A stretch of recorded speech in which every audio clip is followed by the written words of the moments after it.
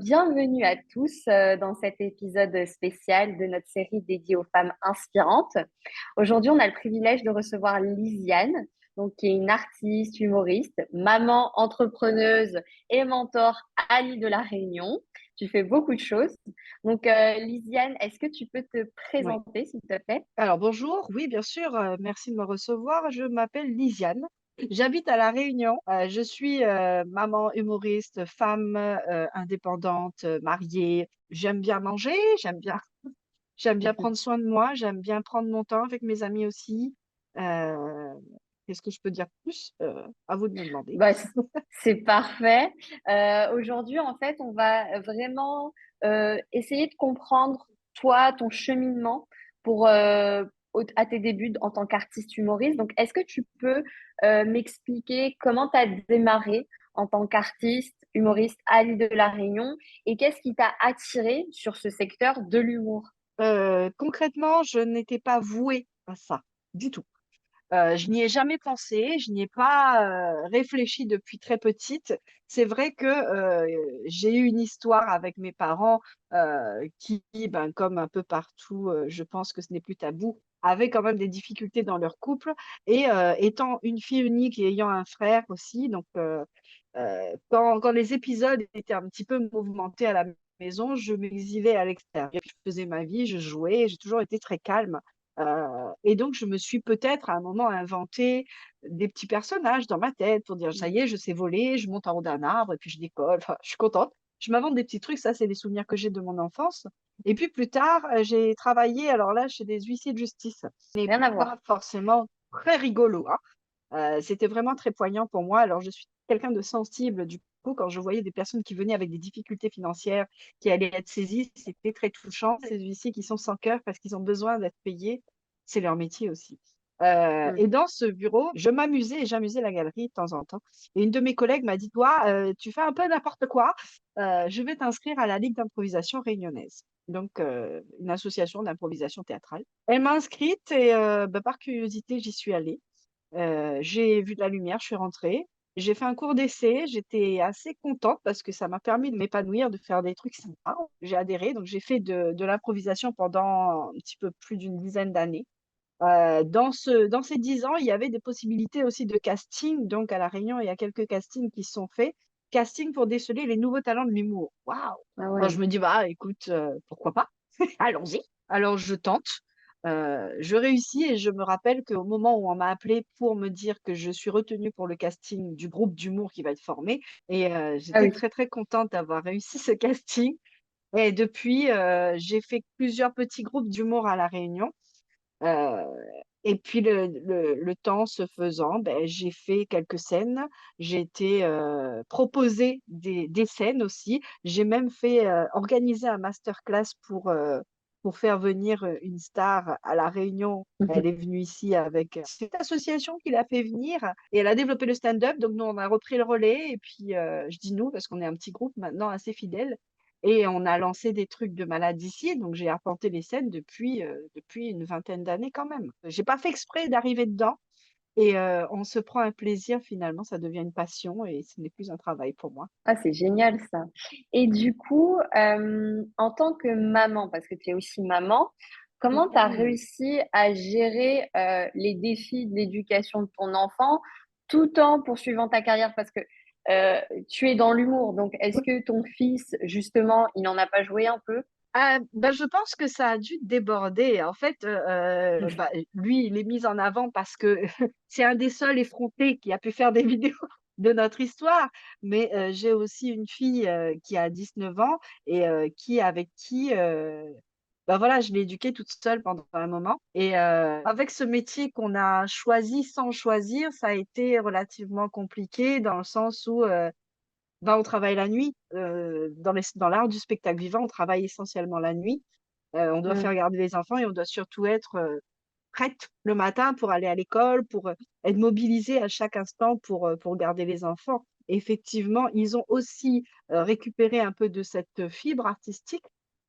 Ils ont grandi dedans, ils ont tout vu, hein, mais ils ont aussi, de la gestion des casquettes différentes qu'on peut avoir. on est artiste, on mm, est à l'école, on est au travail, on conduit, enfin voilà, de toute cette gestion qu'on peut avoir et toutes ces casquettes, comme j'aime bien dire, à gérer mm. dans, par exemple, une seule heure, on doit tourner 25 casquettes.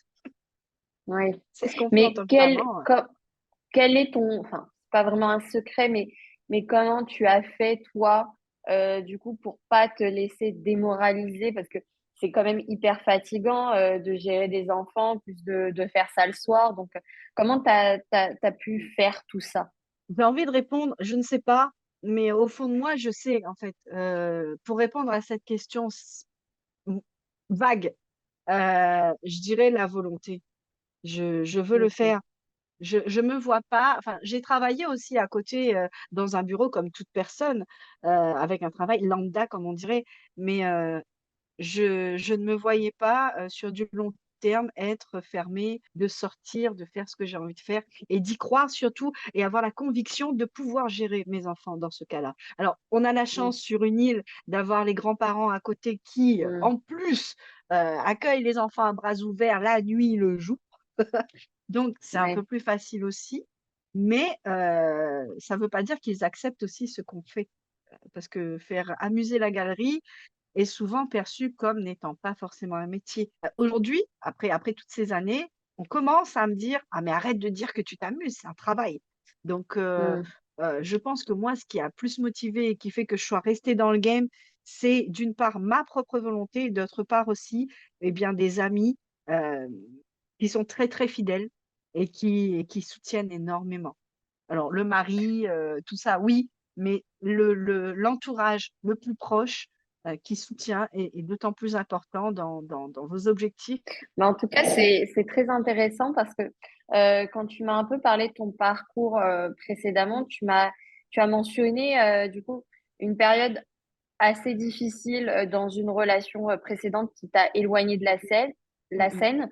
Donc, comment tu as réussi à dire stop et à reprendre le contrôle de ta vie face à cette personne qui voulait vraiment avoir le contrôle sur tout?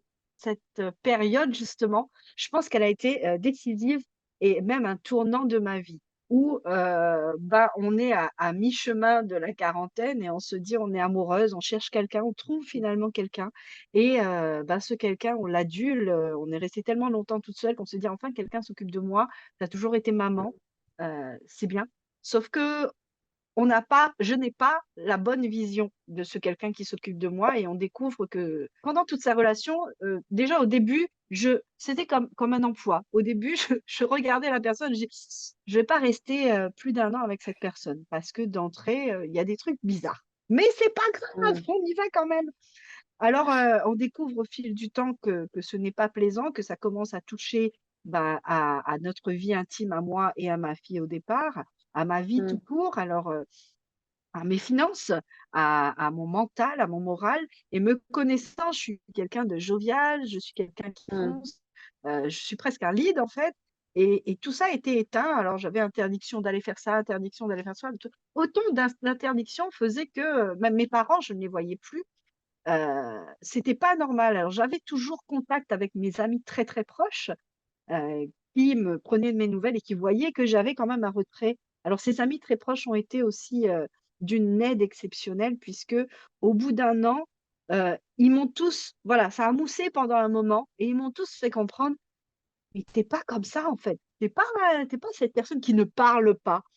Et c'est là que mon moi-même intérieur est remonté à la surface et ça a redonné naissance à la nouvelle Lisiane que je suis, je pense, puisque je me suis dressée devant cette personne qui, mine de rien, me faisait très, très peur, et dire: «Tu prends tes affaires et tu t'en vas». Alors ça s'est pas fait tout de suite, hein, elle a pris ses affaires et partir, mais mm.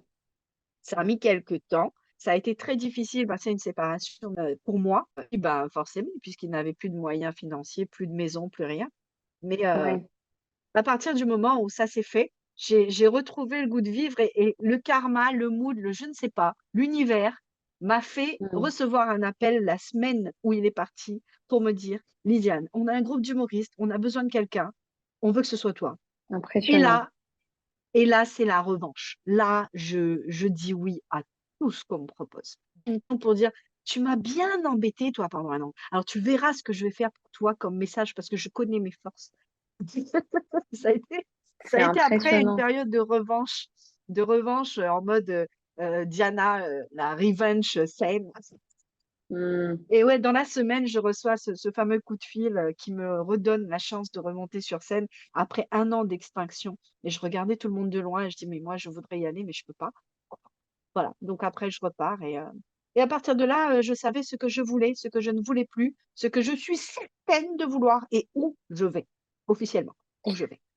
Voilà. Peut-être que dans ta vie, cet homme, en fait, il a été un espèce de déclic, déclencheur, moteur. C'est que même si t'as fait quand même beaucoup souffrir, ça, je n'en doute pas, mais j'ai l'impression que le après, il a été totalement, ça a été un bouleversement, en fait, dans ta vie. Et, Oh oui. euh, Oh, et en fait, quand tu étais dans la relation, à quel moment tu t'es dit stop? Stop, vraiment stop. Là, c'est le dernier jour, quoi. je pense que c'est au moment où il m'interdit un jour, il m'a interdit je me suis réveillée et il a vu un message de mon frère ou de mon père parce que c'était des hommes et il était impossible de leur parler puisque ce sont des hommes. Et il Aïe, a aïe, dû voir aïe. un message Oui. sur mon téléphone parce que tous les codes étaient ouverts, forcément, c'est une obligation Ouais. dans cette relation. Et là, à cet instant, j'ai passé une journée, mais c'est une journée catastrophique puisque il m'a interdit de me doucher, de prendre mon café, de me brosser les dents. J'étais assise à côté de lui toute la Catastrophe. journée. Et non, c'était là, je me suis sentie vraiment totalement oppressée, esclave et enfermée Ouais. et à 16 heures, donc j'ai eu cette liberté parce que bien entendu, bah, il y avait un petit peu de drogue aussi, sur cette personne. Donc il a eu Mm. sa dose. À partir de là, comme je pouvais sortir au moins pour aller travailler, c'était dans mes heures de travail où je gérais avec mes amis. J'appelais à l'aide sans appeler à l'aide, je leur racontais ce qui se passait et j'ai vu vraiment les visages des personnes qui auraient pu m'aider et c'est là que je me suis dit: «Oh stop, et tu as 1 journée sans te doucher, sans brosser tes dents, sans prendre ton café parce que c'est que ça qui me réveille. Non, non». Donc la nouvelle moi est ressortie, mon cœur de pierre a commencé à se transformer. Je me suis sentie pousser des ailes et adosser mon costume de Wonder Woman et aller au combat avec mon épée, quoi. Bah, en tout cas, je te trouve hyper courageuse parce que tu racontes cette histoire avec énormément de joie quand même. Enfin, Mmh. tu arrives Oui, à rester hyper positive c'est vraiment admirable de ta part d'être comme merci. ça parce que certaines personnes pourraient être très en colère ou tristes, mais toi, on sent que tu as réussi à passer un cap par rapport à tout ça. Et d'ailleurs, tu m'as parlé donc des opportunités, de l'univers qui t'avait transmis beaucoup de bons messages. Oui. Et par la suite, tu as commencé à faire un travail autour d'ateliers, donc Mmh, avec mmh des mh. artistes, etc. Mmh. Comment cette expérience, elle a pu influencer ton approche de mentorat et ton approche de ta vision professionnelle? Alors, ça va être un peu, la suite de ce qui vient de se dire là, c'est que, je fais confiance à l'univers, depuis cette période en tout cas, puisque j'ai réalisé que, ben, j'ai eu une première relation où j'ai eu ma fille, ça a Mm. pas forcément fonctionné, c'était bien, mais voilà, c'était pas top, résultat, j'en suis sortie et plusieurs relations suivantes, au bout d'un moment, quand j'étais vraiment dans une période de célibat intense, je me suis remise en question à me dire: «Telle personne qui m'a montré, telle valeur. J'ai eu une autre personne qui m'a montré le côté, dark side d'une relation. Mm. J'ai eu une autre personne qui a peut-être» parce que moi j'achetais beaucoup à manger, hein, j'investissais beaucoup dans les restos, Mm. je fais pas à bouffer et cette personne qui, m'invitait chez lui et qui me faisait à manger devant moi, comme un chef, et j'ai Mm. pris goût à la cuisine donc cette personne m'a appris que les bonnes choses, ben, voilà, elles sont devant toi. En fait, toutes ces relations m'ont ouvert un chemin et m'ont donné quelques petites valeurs au fur et à mesure du chemin. Je me suis posée d'avoir toutes les clés en main et me dire: «Bon, maintenant je fais quoi?» parce que, il s'avère qu'à un moment, je rencontre une personne et cette personne tout de suite au regard, voilà, c'est cette étincelle, c'est ce déclic, c'est ça, on se Waouh. dit. Même il me parlait, cet homme, et à finir par me dire, à me tenir la main, à me dire, «Tes problèmes sont mes problèmes et tu réalises que tu pleures», parce que c'est une phrase qui est peut-être normale, et ben, il rentre dans une ligne que moi je m'étais déjà tracée. Les chemins se croisent très, très bien, et il m'apporte aussi du bon, cette personne. Donc je me dis: «Qu'est-ce que je vais faire de tout ça?» À cette époque, je travaille toujours dans un bureau, effectivement, mais je vois de loin, parce que quand je finis de travailler, je vais jouer, je vais m'amuser sur scène, et c'est à cet instant, c'est à partir de 17 heures que je commence à sourire de ma journée, parce que je sais que je vais rejoindre mes amis, je sais que je vais m'amuser. C'est aussi parce que, d'une part, quand j'étais dans cette période sombre de ma vie, moi, j'ai toujours été militante pour les droits des femmes, Mhm. contre la maltraitance, contre les violences conjugales, et je réalise que j'en ai vécu et j'ai pas pu forcément libérer ma parole dans ce sens, et après l'épisode, malencontreux, j'ai décidé d'en parler à tout le monde, et j'ai estimé qu'ouvrir, le dialogue, bah, permettait non seulement de libérer des personnes, de les soulager de certains poids, et c'est ce qu'on fait en tant qu'humoriste, en tant qu'artiste sur scène avec un micro. On déclame des choses, on fait passer des messages, et ça coule de source, le fait que moi-même j'en ai fait un spectacle de cette histoire sombre, et où j'ai libéré toutes mes émotions, ben, ça a parlé, et ben, aujourd'hui, si je dois faire des ateliers avec des personnes, c'est parce qu'il y a une logique pour moi de les amener sur scène pour les dire. Alors, on va parler de choses qui ne plaisent pas à A ou à B, mais c'est cette personne qui veut Mm. parler de ça. Alors bien sûr, je fais en sorte que ça ne passe pas de polémique, mais tu as besoin de parler de quelque chose, je vais t'aider à en parler, je vais te donner les moyens, les codes pour monter sur scène, prendre le micro et dire ça. Parce qu'il y a 25 personnes dans l'assemblée, ces 25 personnes pourront, être touchées, au moins, 10 sur 25 pourront être touchées par ce que tu as dit et aller raconter ailleurs, donc peut-être, mais au moins aura servi pour diffuser Ouais. une information qui te tenait à cœur. C'est super inspirant parce qu'en fait, grâce à ton histoire, aujourd'hui, tu peux inspirer d'autres personnes à se libérer. Et je pense que la scène, c'est vraiment un lieu qui est libérateur, hein, pour les personnes. Et du coup, c'est super ce que tu fais. Aujourd'hui, du coup, tu as aussi de la possibilité de créer du contenu avec ton fils. Donc, c'est super ça, parce que Oui. vous faites une collaboration mère-fils. Euh, si Ouais. ton fils était avec nous aujourd'hui, qu'est-ce qu'il dirait de toi? Il dirait: C'est une gentille maman, vraiment, elle fait tout pour ses enfants. Oh. Par contre, faut vraiment pas l'énerver». Voilà, c'est non, parce que c'est assez endémique de La Réunion, mais on va surtout agir avec. Du coup, ton fils, il t'a vu dans tes galères, tes rebondissements et aujourd'hui dans ton épanouissement, vous devez en parler de temps en temps. Qu'est-ce qui te dit de tout ça? À vrai dire, on n'en parle plus réellement, puisque, bah, il était jeune à l'époque, et pour protéger du moins lui, ma fille, Mhm. c'était, laisser ses parents ou les grands-parents le plus longtemps possible. Ce qui me gênait moi, puisque je n'avais pas mes enfants proches de moi tous les jours, mais Ouais, c'était le but de les protéger pour ne pas, d'une part, qu'ils voient, qu'ils subissent aussi, parce que ça aurait pu arriver. Les menaces ont été faites, à leur encontre également, et donc mm, à partir du moment où on a passé, et voilà, aujourd'hui on en parle, même 1 an après, on en a parlé avec un espèce de sourire. Ça ne veut pas dire que je n'ai pas eu de séquelles, hein, mais mm, ils ont vu la force. Moi, je suis convaincue, en tout cas pour ma fille, puisque, bah, un garçon, il est éduqué pas différemment, mais il voit les choses pas pareil qu'une fille. Mais ma fille oui, aujourd'hui refusera catégoriquement que ne serait-ce son petit ami lui dise: «Non, viens 4 heures plus tôt qu'à 17». Heu, mm, j'ai inculqué tellement le respect, que plus jamais personne ne vous fera du mal, personne n'a le droit de faire ça. Ce n'est pas quelque chose de normal. Il faut dire quand ça ne va pas, qu'ils savent que si je porte la parole dans ce sens, c'est pas pour rien. On ne va pas s'accabler sur le fait de l'avoir mal vécu, d'avoir mal vécu un passage de notre vie. Eux non plus, puisque je ne le fais pas, ils ne le répètent pas, je suis exemple, pour eux. mm, Je ne vais pas me répéter, m'accabler là-dessus: «Oui, mais moi j'ai été maltraitée». Oui, on le sait, enfin je le sais, mm. d'autres personnes le savent, mais ça ne veut pas dire que je vais rester là-dessus. C'est ça qui pour moi va, m'abaisser encore plus. Au contraire, je vais te montrer qui je suis. On y va droit devant. Et qu'est-ce qui vous a poussé, toi et ton fils, à vouloir créer du contenu ensemble? Un matin, vous êtes réveillés et vous avez essayé? Non. Qu'est-ce qui lui a poussé, lui? Je n'étais pas, enfin, c'est pas que j'étais pas au courant. Les jeunes aujourd'hui, Hmm. ils sont toujours avec leur téléphone à faire des trucs, Oui, tous les applis qu'on connaît, le Snap, le machin. Donc, on les ouais. voit en permanence avec le téléphone. Et dès qu'on donne une consigne, aide-moi à faire ça, fais-moi ça, s'il te plaît. On n'est pas satisfaite en tant que maman parce qu'on est très occupé. Donc, on va crier avec l'enfant en face de nous.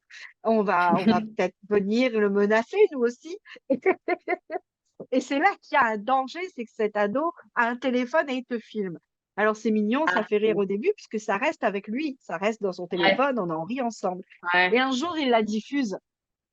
Il fait ses montages et un jour, il la diffuse. Aïe, aïe, Heu, aïe. il était dans le mouvement déjà parce qu'il voulait être enfin, il veut être vidéaste, il veut faire des vidéos, de Ouais. l'audiovisuel, plein de trucs comme ça. Donc il testait plein de petits trucs sur l'ordi, sur le téléphone, plein de trucs et quand c'est sorti, donc je me dis, les gens me voient dans la rue et me disent: «Oui, toi et Benji, machin». Bon, je fais pas un compte, on sait, moi et Benji, pourquoi pas? Et à un moment et comme il me marque aussi, il me tag, bah, sur ma page professionnelle après. Je vois que, bah, je commence à avoir des vidéos et les likes, les followers, les la connais pas rien là et plus il en fait des vidéos et plus je vois quand je marche et je vais acheter mes carottes, des gens viennent me voir. Ils me disent: «Ah j'adore ce que tu fais avec ton fils, c'est génial, vous m'inspirez, c'est la vraie vie de tous les jours». Alors oui, moi je oui merci, super, sauf que je suis sûre que tu es comme ça chez toi aussi, mais le fait qu'il le mette lui en avant, en public en tout cas, très public même, bah, ça a pas parlé aux parents et aux autres ados, bah, de l'île et même d'ailleurs, hein, parce que c'est suivi jusqu'à Tahiti, ce genre de vidéos. Je Ah crois même que oui. la femme de maître Gims a partagé une de nos vidéos, selon lui. Mais, il a ouais, je n'ai pas demandé à ce que ça soit fait. Il l'a fait tout seul et comme la mayonnaise a pris, ben, on en est là aujourd'hui, hein. Et lui, du coup, le côté humour, parce que tu parlais qu'il avait envie de bosser dans la vidéo, etc. Et le côté humour, lui, il a envie d'en faire son métier par la suite ou pour l'instant, ça reste un loisir. Oui. Oui, il en fait aussi, il en fait aussi. Il fait aussi du stand-up, il fait aussi des scènes ici, à La Réunion. Bah, il danse, en fait, il est aussi polyvalent que moi, hein, en fait, chacun de mes enfants a une fibre artistique. Peuvent danser, faire une parodie comme ça, en claquant des doigts. Benji, lui, bah, ça fait un moment maintenant, depuis qu'il a lancé les vidéos, en fait. Après, il a commencé à monter sur scène, à faire des parodies. Il imite très bien Michael Jackson, hein, c'était un des sosies, de Michael. Il a toute la panoplie. Heu, il aimerait pouvoir devenir, un des artistes humoristes reconnus également. Alors jouer, à La Réunion d'abord, mais vraiment s'exporter, oui. Oui, oui. Eh ben, c'est vraiment quelque chose, je pense, que tu lui as transmis et dont tu peux être aussi très fière parce que du coup, avec tes enfants, vous avez une belle connexion, hormis le fait que tu sois leur mère, mais vous avez Mmh. aussi une connexion d'hobby, de métier, de talent, de créativité. Donc, c'est très bien ça. Et du coup, moi, j'ai une question à te poser maintenant. Quels sont tes projets? Parce que tu disais que tu faisais confiance à l'univers. Quels sont tes projets là qui te tiennent à cœur particulièrement en ce moment et comment tu te vois là dans les prochaines années d'un point de vue personnel comme d'un point de vue professionnel? Ah oui, dans un point de vue, professionnel, surtout, artistique, je suis déjà sur, le lancement de mon deuxième spectacle en 2025 et j'y travaille, de façon beaucoup plus posée que pour le premier, qui lui a été plutôt un exutoire. Là, c'est Mm. vraiment, prendre du recul et regarder ces dernières années pour confirmer ce que je suis, ce que je voudrais présenter au public. Personnellement, c'est des voyages, hein, parce qu'à un moment, on a des crédits. On paye les Ouais. crédits. J'aimerais beaucoup voyager, moi. J'aimerais bien sortir et faire sortir les enfants aussi. Alors avec un enfant, c'est facile de voyager, mais maintenant que j'en ai 4, ça fait quand même pas mal. pas mal à faire Ouais. sortir. Ils sont en train de s'émanciper pour une partie, mais il serait intéressant oui, d'aller voir ailleurs. Et surtout, quand je dis aller voir ailleurs, c'est pouvoir aller, bah, pourquoi pas à Paris, dans les comédie clubs, dans les trucs, vérifier, parce que je fais aussi du booking, donc de l'hébergement d'artistes. Donc, faire sortir aussi ces artistes de La Réunion, aller les envoyer jouer un peu partout, métropole, Canada, tout ce que tu veux. Ah, donc là, on mélange le personnel et le professionnel parce que tout fait partie de ça en même temps chez moi. Bah oui, en fait, c'est une passion. Et du coup, si nos auditrices, elles ont envie d'en savoir plus, donc je rajouterai le lien de ton compte Instagram et de tes réseaux sociaux. Mais si elles ont envie de te voir ou de participer à un atelier parce qu'elles sont à l'île de la Réunion, comment elles peuvent faire?